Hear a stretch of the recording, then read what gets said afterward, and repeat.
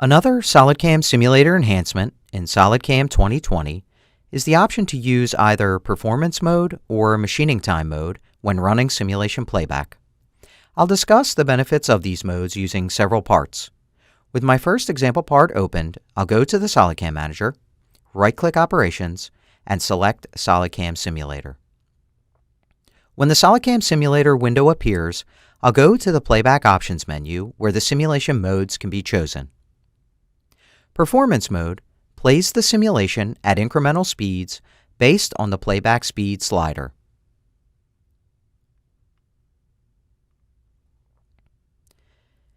The slider blue segments represent the toolpath engine calculations using a single core.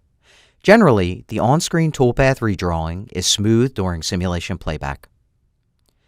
The slider red segments represent calculations using multi-core support, which provides increased performance with up to 30% or 5 times faster speeds.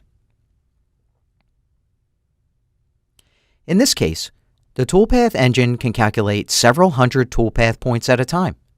Instead of the toolpath appearing, say, every 1/30th of a second, redrawing instead occurs every half, 1, or 3 seconds depending on the length and number of points in the toolpath.